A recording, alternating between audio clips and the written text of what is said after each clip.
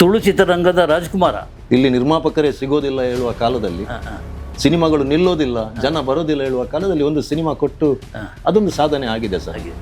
ವಿದೇಶದಲ್ಲಿ ಆಗಲಿ, ಮುಂಬೈ, ನಾಸಿಕ್, ಬರೋಡಾ, ಪೂನಾ ಈ ಕಡೆ ಎಲ್ಲ ಈಗಲೂ ಅದರ ಹೆಸರು ಹಾಗೇ ಉಳ್ಕೊಂಡಿದೆ. ಒರಿಯೋದ್ರ ಹೆಸರು ಇವತ್ತಿಗೆ ಜನರಿಗೆ ನೆನಪಿದೆ. ಮಹಾರಾಷ್ಟ್ರದಲ್ಲಿ ಅಂತೂ ತುಂಬಾ ಅದ್ಭುತ ಪ್ರತಿಕ್ರಿಯೆ. ಆದರೆ ನಮಗೆ ದಿನಗಳಿರಲಿಲ್ಲ. ನಾವು 10 ದಿವಸ ಇದ್ದೇವೆ, 10 ಶೋ ಕೊಟ್ಟೆವು. ಒಳ್ಳೆ ದುಡ್ಡು ಬರ್ತದೆ ಸರ್. ಬದುಕಬಹುದು ಸರ್, ಬದುಕು ಕಟ್ಟಿಕೊಂಡಿದ್ದೇವೆ. ತುಂಬಾ ಜನ ಮತ್ತೊಂದು 25ರಿಂದ 30 ಕುಟುಂಬ ಬದುಕ್ತಾ ಇದೆ. ಒಂದು 30 ಫ್ಯಾಮಿಲಿ ಬದುಕ್ತಾ ಇದೆ ಸರ್. Technician, artist. ಅದು ಚಾರಿತ್ರಿಕ ದಾಖಲೆ ಸರ್. ಅಂಥದ್ದು ನಾಟಕ ಇನ್ನು ನನಗೆ ಅದನ್ನು ರೆಕಾರ್ಡ್ ಬ್ರೇಕ್ ಮಾಡ್ಲಿಕ್ಕೆ ಆಗ್ತದೆ ಇಲ್ವ ಅಂತ ನನಗೆ ನಿಮ್ಮಿಂದೆಲ್ಲ ಸಾಧ್ಯ ಇಲ್ಲ. ಕಷ್ಟ ಅಂತ ಹೇಳಿ ಅನಿಸ್ತದೆ ಸರ್. ಅದು ಅದಕ್ಕೆ ಸಿಕ್ಕ ಪ್ರತಿಕ್ರಿಯೆ ಅದು ಅದಂದ್ರೆ ಅತಿ ಕಡಿಮೆ ಅವಧಿಯಲ್ಲಿ ಅತಿ ಹೆಚ್ಚು ಪ್ರದರ್ಶನಗೊಂಡಂಥದ್ದು ಮತ್ತೆ ಅತಿ ಹೆಚ್ಚು ಪ್ರೇಕ್ಷಕರು ನೋಡಿದಂಥ ನಾಟಕ. ಅದು ಒರಿಯೋದ್ರ ಸಲಿಗೆ ಸಹ ಸಾಧ್ಯ ಆಗಲಿಲ್ಲ. ಸೂಪ್ರಮ್ಸು, ಒಂದು ಮುಟ್ಟೆ ಕತೆ ಇಲ್ಲೇ ಸ್ಟಾರ್ಟ್ ಆದದ್ದು ಸಿನಿಮಾ. ಇಲ್ಲೇ ಸ್ಕ್ರಿಪ್ಟ್ ವರ್ಕ್ ಎಲ್ಲ ಆದದ್ದು. ದೊಡ್ಡ ಸಾಧನೆ ಮಾಡಿದ್ರು ಅವರು. ನಂಗೆ ಗೊತ್ತಿತ್ತು ಸರ್ ಅದು ಆಗುತ್ತೆ ಅಂತೇಳಿ, ಅವರಿಂದ ಸಾಧ್ಯ ಆಗುತ್ತೆ ಅಂತ ಆ ಸಿನಿಮಾ ಗೊತ್ತಿತ್ತು.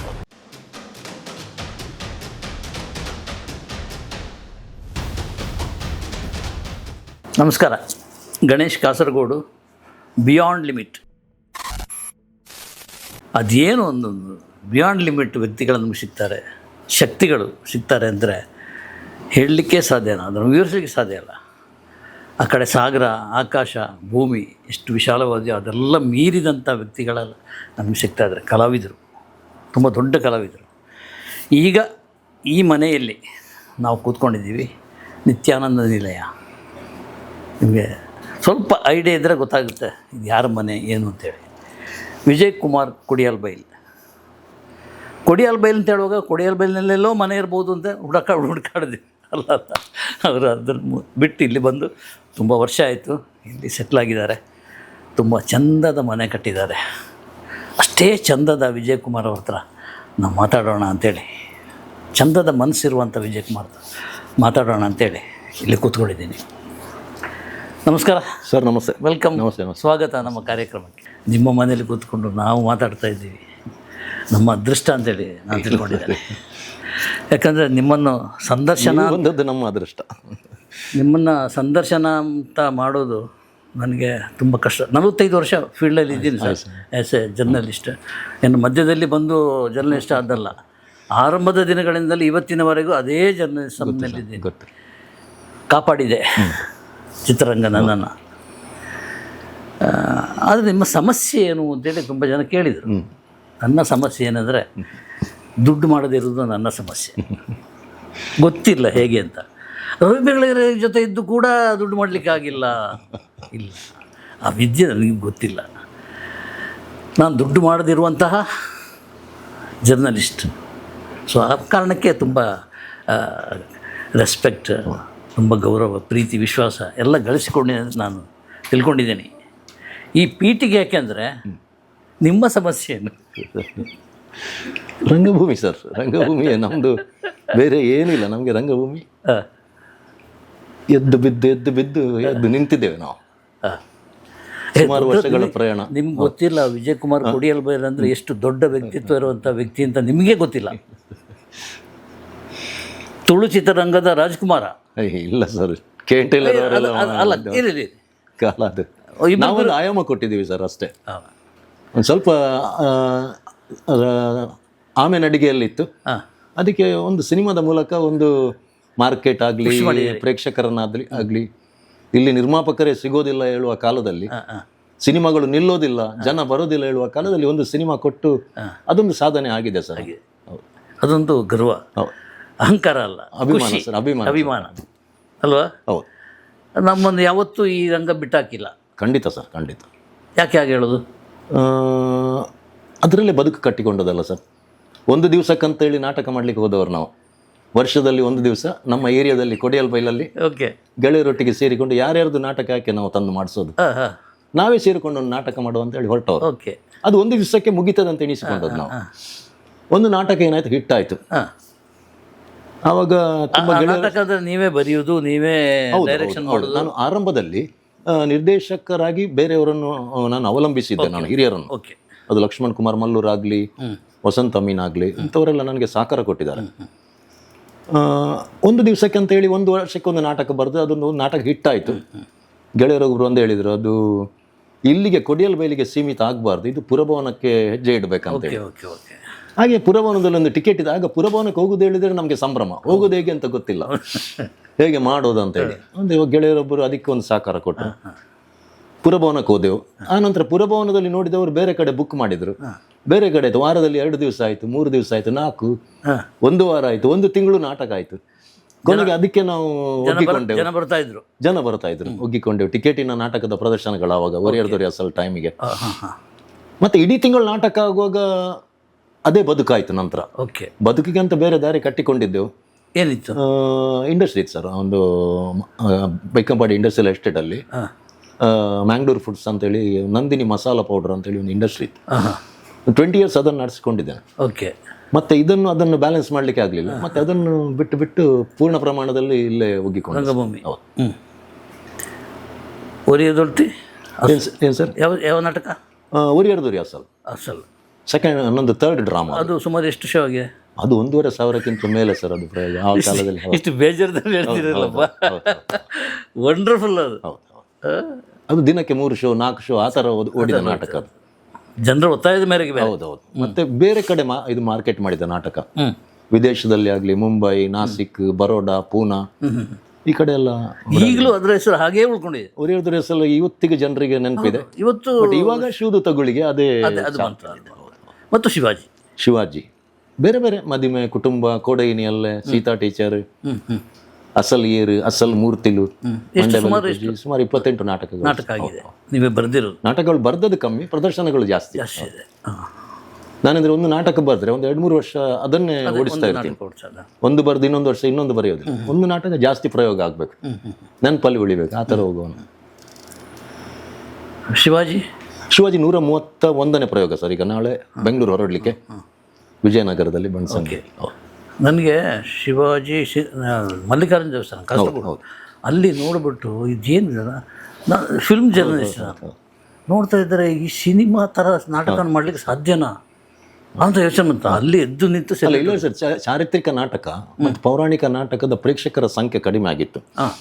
ಅದು ಕಮರ್ಷಿಯಲ್ ಆಗಿ ಸಿನಿಮಾ ಶೈಲಿಯಲ್ಲಿ ಹೋದಾಗಲೇ ಅದಕ್ಕೆ ಪ್ರೇಕ್ಷಕರು ಒಗ್ಗಿಕೊಂಡು ಬಂದದ್ದು. ನಾವು ಮೊದಲಿನ ಶೈಲಿಯಲ್ಲಿ ಮಾಡ್ತಿದ್ರೆ ಅದು ಇನ್ನೂ ಹಿಂದೆ ಆಗ್ತಾ ಇಲ್ಲ. ಈಗ ಯುವಕರು ನೋಡ್ತಾರೆ, ಮಕ್ಕಳು ನೋಡ್ತಾರೆ, ಅವರಿಗೆ ಸ್ಪೀಡ್ ಸಿಕ್ಕಿದೆ ಅದರಲ್ಲಿ. ಮತ್ತೆ ಒಂದು ಎಲ್ಲಿ ಬಿಟ್ಟು ಕೊಡೋದಿಲ್ಲ ನಾವು ಆ ಥರ. ವಿಶಾಲವಾಗಿದೆ ಅದರ. ಹೌದು, ವಿಸ್ತಾರ ನೋಡ್ತಾ ಇದ್ರೆ. ಮಹಾರಾಷ್ಟ್ರದಲ್ಲಿ ಅಂತೂ ತುಂಬ ಅದ್ಭುತ ಪ್ರತಿಕ್ರಿಯೆ. ಆದರೆ ನಮಗೆ ದಿನಗಳಿರಲಿಲ್ಲ. ನಾವು 10 ದಿವಸ ಇದ್ದೇವೆ, 10 ಶೋ ಕೊಟ್ಟೆವು. ಅಲ್ಲಿ CM ನೋಡಿದ್ರು, ಇವರು ನಮ್ಮ ಶಿಂದೆ ಅವರು ನೋಡಿದ್ರು, ಏಕನಾಥ್ ಶಿಂದೆ ಅವರು. ಅವ್ರು ಒತ್ತಾಯ ಮಾಡಿದ್ರು ಮರಾಠಿಗೆ ಮಾಡಿ, ನಾನು ಸಪೋರ್ಟ್ ಮಾಡ್ತೇನೆ ಅಂತ ಹೇಳಿ. ಆದರೆ ನೋಡೋಣ ಯಾವುದಾದ್ರೂ. ಈಗ ಕನ್ನಡ ಮತ್ತು ತುಳುವಲ್ಲಿ ಓಡ್ತಾ ಇದೆ ಅದು, 2 ಲ್ಯಾಂಗ್ವೇಜಲ್ಲಿ. ಎಷ್ಟು ಶ್ರಮ ಒಂದು ನಾಟಕ ಬೇಕಾಗಿ ಎಷ್ಟು ಶ್ರಮ ವಹಿಸ್ತೀರಿ ನೀವು? ಅಂದರೆ ಸ್ಕ್ರಿಪ್ಟಿಗೆ ತಿಂಗಳುಗಳು ಹೋಗ್ತೇವೆ ಸರ್. ರಿಹರ್ಸಲ್ 1 month ಇಲ್ಲೇ ಮನೆಯಲ್ಲೇ ಮೇಲೆ ಒಂದು ರಿಹರ್ಸಲ್ಗೆ ಮಾಡಿ ಜಾಗ ಸ್ಟೇಜ್ ಥರ ಮಾಡಿಕೊಂಡಿದ್ದೀವಿ. ಆರ್ಟಿಸ್ಟ್ ಬೆಳಿಗ್ಗೆ ಬರ್ತಾರೆ 10 ಗಂಟೆಗೆ, ಸಾಯಂಕಾಲ 7 ಗಂಟೆವರೆಗೆ 1 month ಫುಲ್ ಡೇ ರಿಹರ್ಸಲ್ ತಗೊಳ್ತೀವಿ ನಾವು. ಮತ್ತೆ ಹೋದರೆ ಮತ್ತೆ ಕಂಟಿನ್ಯೂ ಒಂದು 2-3 ವರ್ಷ ಆ ನಾಟಕ ಓಡ್ತಾ ಇರ್ತದೆ. ಒಳ್ಳೆ ದುಡ್ಡು ಬರ್ತದೆ ಸರ್. ಬದುಕಬಹುದು ಸರ್, ಬದುಕು ಕಟ್ಟಿಕೊಂಡಿದ್ದೇವೆ. ತುಂಬ ಜನ ಮತ್ತೊಂದು 25-30 ಕುಟುಂಬ ಬದುಕ್ತಾ ಇದೆ. ಒಂದು 30 ಫ್ಯಾಮಿಲಿ ಬದುಕ್ತಾ ಇದೆ ಸರ್, ಟೆಕ್ನಿಷಿಯನ್, ಆರ್ಟಿಸ್ಟ್. ಆ ತೃಪ್ತಿ ಇದೆ. Okay okay. ಸೊ ಒಂದ್ಸಲ ಆ್ಯಕ್ಟ್ ಮಾಡಿದವರು ಮತ್ತೆ ಕರೀತಾರೆ ಅಂತ ಕಾಯ್ತಾ ಇರ್ತಾರೆ. ನಿರಂತರವಾಗಿ ಸರ್, ಅದು ಫ್ಯಾಮಿಲಿ ಸರ್. ಅದು ಡೈಲಿ ಅವರಿಗೆ. ಈಗ ಮಳೆಗಾಲ ಅಲ್ಲ, ಇನ್ನೊಂದು 2 ತಿಂಗಳು ನಮಗೆ ನಿರಂತರ ಇರೋದಿಲ್ಲ, ಡೈಲಿ ಇರೋದಿಲ್ಲ. ಸ್ವಲ್ಪ ಅಸಹಾಯಕರಾಗಿರ್ತಾರೆ, ಅಂದರೆ ಡೈಲಿ ಸೇರೋರಲ್ಲ ನಾವು. ಇಲ್ಲರ ಈ ಹೊತ್ತಿಗೆ ನಾವು ಹೊರಡಲಿಕ್ಕೆ ಆಯಿತು ಟೈಮ್. ಈಗ ಡೈಲಿ ನನಗೆ ಸಿಗ್ತಿರ್ಲಿಲ್ಲ, ಇಲ್ಲಿ ಕೂತ್ಕೊಂಡು ಮಾತಾಡ್ಲಿಕ್ಕೆ ಆಗ್ತಾ ಇರಲಿಲ್ಲ. ಡೈಲಿ ಹೊರಟು ಬರೋದೇ ಬೆಳಿಗ್ಗೆನೆ ನಾವು. ಎಸ್. ಈಗ ಕುಟುಂಬ ಅಂತ ಹೇಳಿದ್ರೆ ಅವ್ರಿಗೇನು ಸಂಬಳನ ಹೇಗೆ ಅದು? ಸ್ಯಾಲ್ರಿ ಸರ್ ಅವರು. ಹೌದು, ಎಲ್ಲರೂ ಜಾಬಲ್ಲೂ ಇದ್ದಾರೆ ಕೆಲವರು. ಮತ್ತು ಸಾಯಂಕಾಲ 4 ಗಂಟೆಗೆ ಎದ್ದುಕೊಂಡು ಬರ್ತಾರೆ ಅವರು, ಎಲ್ಲ ಮ್ಯಾನೇಜ್ ಮಾಡ್ತಾರೆ ಅವರೆಲ್ಲ. ಓಕೆ. ಬಟ್ ಅವರು ಏನು ಬೇರೆ ದುಡಿಮೆ ಅವ್ರು ಮಾಡ್ತಾರೆ ಫುಲ್ ಡೇ, ಅದಕ್ಕಿಂತ ಜಾಸ್ತಿ ಅವರಿಗೆ ಇದರಲ್ಲಿ ಇದಾಗ್ತದೆ. ಆದ ಕಾರಣ ನಾಟಕವೇ ಎಲ್ಲರದ್ದು ಮೈನ್ ಇದಾಗಿದೆ, ಸುಮಾಗಿದೆ. ಮತ್ತು ಜನ ಗುರುತಿಸ್ತಾರೆ. ಹೌದು ಸರ್, ಅಲ್ವಾ? ದೊಡ್ಡ ಖಂಡಿತ ಸರ್. ಇದು ಶಿವಾಜಿ ಆಯಿತು, ಶಿವದೂತೆ ಅದು ಅದು ಚಾರಿತ್ರಿಕ ದಾಖಲೆ ಸರ್. ಅಂಥದ್ದು ನಾಟಕ ಇನ್ನು ನನಗೆ ಅದನ್ನು ರೆಕಾರ್ಡ್ ಬ್ರೇಕ್ ಮಾಡ್ಲಿಕ್ಕೆ ಆಗ್ತದಿಲ್ವ ಅಂತ ನನಗೆ ಗೊತ್ತಿಲ್ಲ. ನಿಮ್ಮಿಂದೆಲ್ಲ ಸಾಧ್ಯ ಇಲ್ಲ. ಈ ಕಷ್ಟ ಅಂತ ಅನಿಸ್ತು ಸರ್. ಅದು ಅದಕ್ಕೆ ಸಿಕ್ಕ ಪ್ರತಿಕ್ರಿಯೆ ಅದು ಇನ್ನು ನಾನು ಏನು ಮಾಡಿದ್ರು ಅದರ ಹಾಗೆ ಬರಲಿಲ್ಲ ಅಂತ ಹೇಳೋರಲ್ಲದೆ ಓಕೆ, ಅದು ಏನೋ ಅದೊಂದು ದೈವದು ಇದು ಅಷ್ಟೇ. ಸಿನಿಮಾ ಮಾಡುವ ಯೋಚನೆ ಅದಂದ್ರೆ ಅತಿ ಕಡಿಮೆ ಅವಧಿಯಲ್ಲಿ ಅತಿ ಹೆಚ್ಚು ಪ್ರದರ್ಶನಗೊಂಡಂಥದ್ದು ಮತ್ತೆ ಅತಿ ಹೆಚ್ಚು ಪ್ರೇಕ್ಷಕರು ನೋಡಿದಂಥ ನಾಟಕ. ಅದು ಒರಿಯರ್ ದೊರೆಸಲಿಗೆ ಸಹ ಸಾಧ್ಯ ಆಗಲಿಲ್ಲ. ಇದು ಹೆಚ್ಚು ಹೇಳಿದರೆ 20,000 ಆಡಿಯನ್ಸ್ ನೋಡಿದ್ದು ಶೋ ಇದೆ ಇದು. ಕಿಮ್ಮನೆ ರತ್ನಾಕರ್ ಅವರು ಮಾಡಿಸಿದ್ದು. ಓಕೆ. ಆಮೇಲೆ 12,000, 10,000, 5,000 ಅದು ರೆಗ್ಯುಲರ್ ಇದೆ. ರೆಗ್ಯುಲರ್ ಎಲ್ಲಿಯಾದರೂ ಆಡಿಟೋರಿಯಂ ಆದರೆ ಮಾತ್ರ 1,000 ಜನ ಅದು. ಅದೇನು ಟಿಕೆಟ್ ಇಟ್ಟು ಅದು ಇಲ್ಲ ಸರ್, ಟಿಕೆಟು ಇರುತ್ತೆ, ಫ್ರೀನೂ ಇರುತ್ತೆ. ಈಗಲೂ ಟಿಕೆಟ್ ಇದು ಆಗುತ್ತೆ ಅದು. ಓಕೆ. ಈಗ ನಿನ್ನೆ ಇತ್ತು ಅದು ಫ್ರೀ ಶೋ ನಿನ್ನೆ. ಓಕೆ. ಆದರೆ ಅದಕ್ಕೆ ಅಂದರೆ ಜನ ಏನಂತ ಹೇಳಿದರೆ ಅದು ಒಂದು ಸಲ ನೋಡಿ ಬಿಡೋರಿದಿಲ್ಲ ಯಾರು ಸಹ. ಅದು 10 ಸಲ, ಅದು ಮಿನಿಮಮ್ ನೀವು ಪ್ರೇಕ್ಷಕರಲ್ಲಿ ಒಂದು ಎಂಕ್ವೈರಿ ಮಾಡಿದರೆ ನಾನು 15, ನಾನು 10, ನಾನು 8 ಅಷ್ಟೇ. ಒಂದು ಸಲ ನೋಡಿದವರು ಕಡಿಮೆ ಅಲ್ಲಿ ಸಿಗೋದು ನಿಮಗೆ. ಆ ಥರದ್ದು ಕ್ರೇಜ್ ಅದೊಂದು ಶಿವದತ್ತ ಗುಳಿಗ. ತುಂಬ ಖುಷಿ ಇದೆ. ಖುಷಿ ಇದೆ ಸರ್. ಅದು ರಂಗಭೂಮಿಯಲ್ಲಿ ಎಲ್ಲಿವರೆಗೆ ತುಳು ರಂಗಭೂಮಿ ಇರ್ತದೆ ಅಲ್ಲಿವರೆಗೆ ಶಿವದೂತ ಗುಳಿಗದೊಂದು ದಾಖಲೆ ಅದು ಮೈಲಿಗಲ್ಲಾಗಿ ಇರುತ್ತೆ ಸರ್. ಹೌದು, ಅದು ಒಂದಿದೆ. ಈ ಕಡೆ ಸಿನಿಮಾ ಕಡೆ ಬರುವುದಿದ್ರೆ ಸಿನಿಮಾ ಸರ್, ನಾನು ಮಾಡುವಾಗ ಅಲ್ಲಿ ಸಿನಿಮಾಗಳ ಸಂಖ್ಯೆಗಳು ಕಡಿಮೆ ಇತ್ತು. 7 ವರ್ಷಕ್ಕೆ 5 ವರ್ಷಕ್ಕೊಂದು ಸಿನಿಮಾ ಇತ್ತು. ಸಿನಿಮಾಗಳು ಮಾಡಿದವರು ಬಜೆಟ್ ರಿಕವರಿ ಆಗ್ತಿರ್ಲಿಲ್ಲ. ಬಟ್ ನನಗೆ ಆಗಿದೆ ರಿಕವರಿ. ಯಾವುದು? ಒರಿಯರ್ ದೊರೆಸಲ್ಲ. Okay okay. ಆಗ ಅಂದರೆ ನಮಗೆ ಡಿಜಿಟಲ್ ಬಂದಿರಲಿಲ್ಲಲ್ಲ. ನಾವು ತುಂಬ ಕಷ್ಟಪಟ್ಟು ಆಗ ಎಲ್ಲದಕ್ಕೂ ಬ್ಯಾಂಗ್ಳೂರು ಡಿಪೆಂಡ್ ಆಗಬೇಕಿತ್ತು. ನಾವು ಡಬ್ಬಿಂಗ್ ಮಾಡಬೇಕಾದ್ರೂ ನಾವು ಎಲ್ಲ ಆರ್ಟಿಸ್ಟ್ ಬ್ಯಾಂಗ್ಳೂರು ಬರಬೇಕಿತ್ತು. ಈಗ ಇಲ್ಲಿ ಎಲ್ಲ ಸವಲತ್ತುಗಳಿವೆ, ಈಸಿ ಆದಷ್ಟು ನಿರ್ಮಾಣ ಸಂಖ್ಯೆ ಜಾಸ್ತಿ ಆಯಿತು. ಓಕೆ. ಕಾಂಪಿಟಿಷನ್ ಇದೆ, ಬಟ್ ಇಲ್ಲಿ ಬದಲಾವಣೆ ಬೇಕು. ಅಂದರೆ ಏಕತಾನತೆಯ ಸಿನಿಮಾಗಳು ಬರ್ತಾ ಇದೆ. ಕಾಮಿಡಿಗೆ ನಾವು ಹ್ಯಾಂಗ್ ಆಗಿದ್ದೇವೆ. ಈಗ ಆಗ್ಬೋದು, ಈಗ ಹೊಸ ಹೊಸ ನಿರ್ದೇಶಕರು ಬರ್ತಾ ಇದ್ದಾರೆ, ಹೊಸ ಹೊಸ ಜಾನರ್ ಸಿನಿಮಾಗಳು ಬರ್ತಾ ಇದೆ.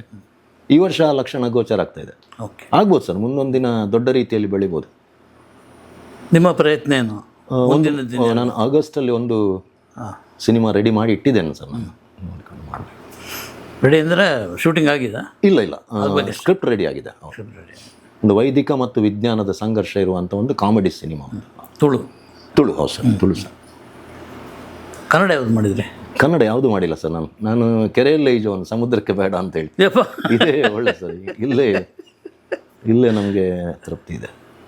ಕನ್ನಡ ಇದ್ದಾರೆ ಸರ್, ನಮ್ಮವ್ರು ಬರ್ತಾ ಇದ್ದಾರಲ್ಲ. ಸುಪ್ರಮ್ ಶೋ, ಒಂದು ಮೊಟ್ಟೆ ಕತೆ, ನಮ್ಮ ಗೆಳೆಯರೇ ಅಲ್ಲ ಅವರು. ಒಂದು ಮೊಟ್ಟೆ ಕತೆ ಇಲ್ಲೇ ಸ್ಟಾರ್ಟ್ ಆದದ್ದು ಸಿನಿಮಾ.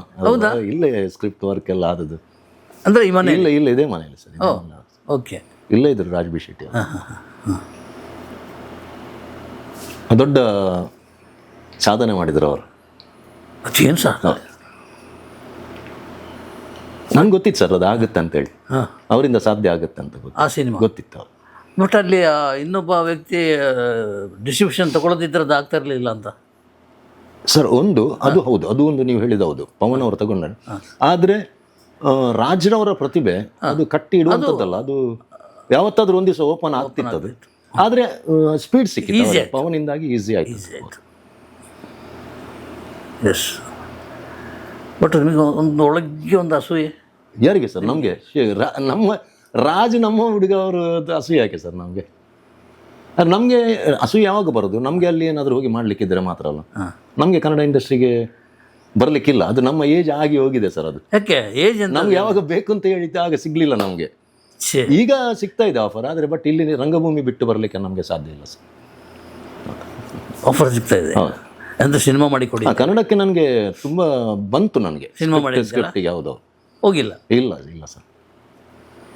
ಅದಕ್ಕೆ ನಾನು ಈ ವಾರನೇ ನನಗೊಂದು ಬಂದದನ್ನು ನಾನು ಬೇರೆಯವರಿಗೆ ಮಾಡಿಕೊಡು. ನಾನು ಬೇರೆಯವರಿಗೆ ಕೊಡ್ತೇನೆ ಹಾಗೆ ಬಂದದ್ದನ್ನು.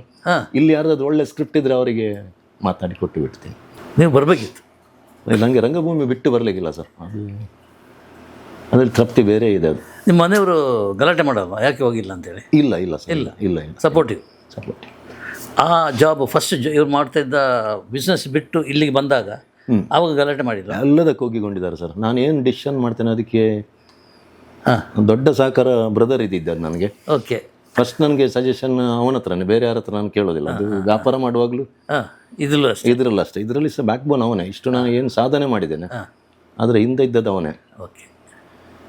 ನನಗೆ ಹೆಚ್ಚು ತಲೆಬಿಸಿಲ್ಲ, ಮೇಂಟೆನೆನ್ಸ್ ಎಲ್ಲ ಅವನೇ ಮಾಡ್ತಾನೆ. ಮತ್ತು ನನ್ನ ನಾನು ಯಾವುದು ಡಿಸಿಷನ್ ತಗೊಳ್ಳುವಾಗ ವಿರೋಧಗಳು ಸ್ವಲ್ಪ ಬರ್ತದೆ, ಅಂದರೆ ಅದು ಮತ್ತೆ ನಾನು ಅದನ್ನು ಸಕ್ಸಸ್ ಮಾಡಿ ತೋರಿಸ್ತೇನೆ ಅಂತೇಳಿ ಮನೆಯವರಿಗೆ ಗೊತ್ತಿದೆ. ಅದ ಕಾರಣ ಏನು ನಂಬಿಕೆ ಇದೆ. ಈಗ ಏನು ಅಡೆತಡೆ ಇಲ್ಲ. ಕನ್ನಡ ಫಿಲ್ಮ್ ಇಂಡಸ್ಟ್ರಿ ಹೋಗಿಲ್ಲ ಅಂತ ಕೊರಗಿಲ್ಲ? ಇಲ್ಲ ಸರ್, ಈಗ ಇಲ್ಲ ಅದು. ಪಶ್ಚಾತ್ತಾಪ ಇಲ್ಲ ಸರ್, ಇಲ್ಲ. ನಾವು ಪ್ರಯತ್ನ ಮಾಡುವಾಗ ಸಿಗಲಿಲ್ಲ, ಈಗಂತೂ ಇಲ್ಲೇ ನಾವು ತೃಪ್ತಿಯಲ್ಲಿದ್ದೇವೆ ನಾವು. ಬಟ್ ಒಂದು ಸ್ಯಾಂಪಲ್ ಕೊಟ್ಟು ನೋಡೋಣ ಅಂತ? ಇಲ್ಲ ಸರ್, ಇಲ್ಲ ಇಲ್ಲ ಇಲ್ಲ. ಅದನ್ನು ನಗ್ತಾನೆ ಹೇಳ್ತೀರಿ.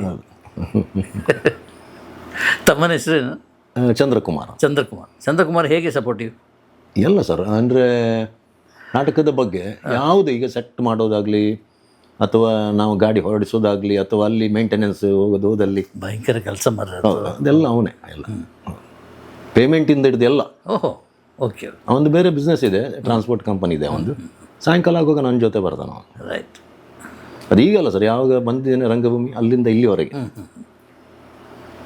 ಕೆಲವರು ಇಂಡಸ್ಟ್ರಿಯಲ್ಲಿ, ಫಿಲ್ಮ್ ಇಂಡಸ್ಟ್ರಿಯಲ್ಲಿ ಎಸ್ಪೆಷಲಿ ನಾನು ಹೇಳ್ತಾ ಇರೋದು, ಕೇವಲವಾಗಿ ಮಾತಾಡ್ಬಿಡ್ತಾನೆ. ಫಿಲ್ಮ್ ಇಂಡಸ್ಟ್ರಿಯಲ್ಲಿ ಇದನ್ನು ನಂಬ್ಕೊಂಡು ನಾನೇನೋ ಆಗ್ಬಿಟ್ಟೆ, ಹಾಗೆ ಇಲ್ಲ ಸರ್, ಇಲ್ಲ. ಫುಟ್ಪಾತ್ ಗತಿ ಆಯಿತು ಹಾಗೆ ಹೀಗೆ ಅಂತೇಳಿ ನಾವು ಹೇಗೆ ತಗೊಳ್ತೇವೆ ಆ ರೀತಿ ಇರುತ್ತೆ ಅದು. ನಮಗೆ ರಂಗಭೂಮಿ ಆಗಲಿ ಸಿನಿಮಾನು ನನಗೆ ಇದು ಮಾಡಲಿಲ್ಲ, ತೊಂದರೆ ಮಾಡಲಿಲ್ಲ. ನಾನು ದೊಡ್ಡ ರಿಸ್ಕ್ ತಗೊಂಡದ್ದು ಆ ಟೈಮಿಗೆ. ಯಾವುದು?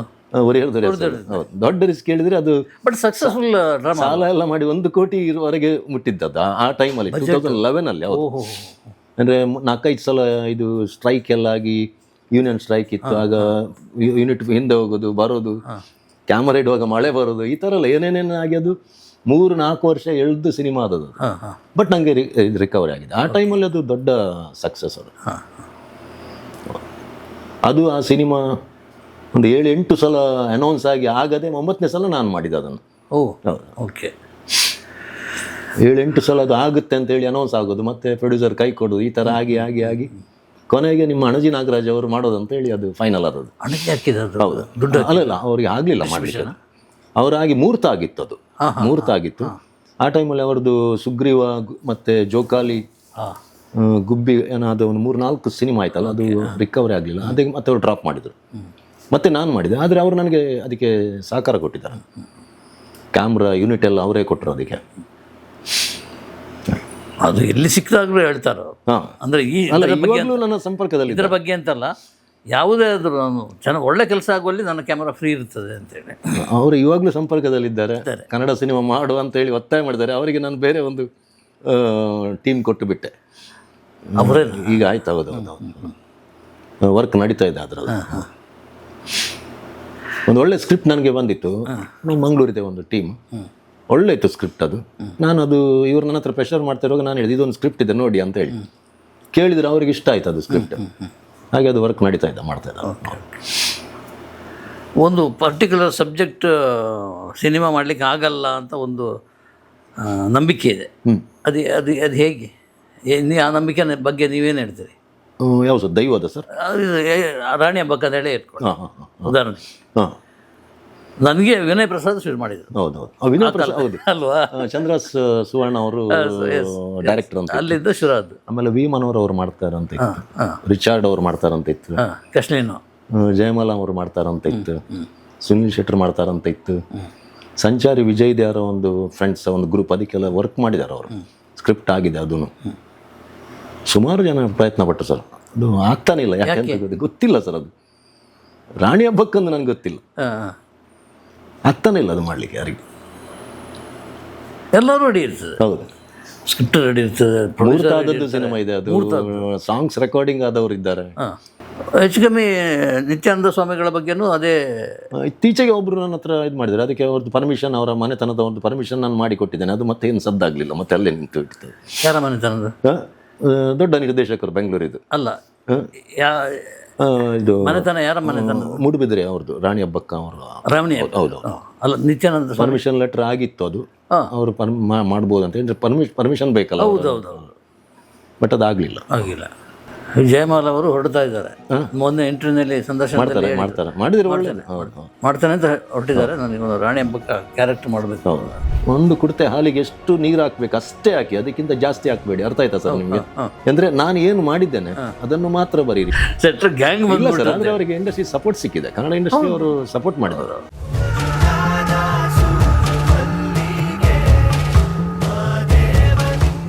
ನೀವು ಆ ಟೈಮ್ನಲ್ಲೇ ಕನ್ನಡ ಇಂಡಸ್ಟ್ರಿಗೆ ಬರ್ತಿದ್ರೆ ಒಬ್ಬ ಆಲ್ಟರ್ನೇಟಿವ್ ಪುಟ್ಟನಾಗಿರ್ತಿದ್ರು. ಇಲ್ಲ ಸರ್, ಇಲ್ಲ ಸರ್, ತುಂಬ ಇವಾಗ ಏನೆಲ್ಲ ಪ್ರತಿಭೆಗಳಿದ್ದಾವೆ ಸರ್. ಆಗ ನಾವಿಲ್ಲಿ ಅಳಿದೂರಿಗೆ ಉಳಿದವನೇ ರಾಜ ಇದ್ದಾಗಿದ್ದೀವಿ ಅಷ್ಟೇ. ಅಲ್ಲಿ ತುಂಬ ರಾಜರಿದ್ದಾರೆ. ಒಂದು ರಾಜ್ ಬಿ ಶೆಟ್ಟಿಗೆ ಸಾಧ್ಯ ಆಗ್ಬೋದು, ಒಂದು ರಿಷಬ್ ಶೆಟ್ಟಿ ಸಾಧ್ಯ ಆಗ್ಬೋದು. ಇಲ್ಲಿಂದ ಬಂದು ಎಲ್ಲರಿಗೆ ಕಷ್ಟ ಸರ್. ಸಿನಿಮಾ ಮಾಡಿದರೆ ನಾನು ಒಬ್ಬನೇ ಒಳ್ಳೇದಾಗ್ತೇನೆ ಸರ್. ನಾಟಕ ಮಾಡಿದರೆ 30 ಫ್ಯಾಮಿಲಿ ಇದಿರುತ್ತೆ. ಅದು ಏನು ಮಾತು ಹೇಳ್ತಾ ಇದ್ರಿ. ಅದಕ್ಕೆ ನಾನು ರಾಜ್ ಬಿ ಶೆಟ್ಟಿಗೆ ಎಲ್ಲ ರೆಸ್ಪೆಕ್ಟ್ ಜಾಸ್ತಿ ಕೊಡೋದು ಏನಂತ ಹೇಳಿದ್ರೆ, ಅಂಥ ಜಾಗದಲ್ಲಿ ಹೋಗಿ ಅವರು ಒಂದು ಧ್ವಜ ಹಾಕಿ ಬಂದಿದ್ದಾರಲ್ಲ,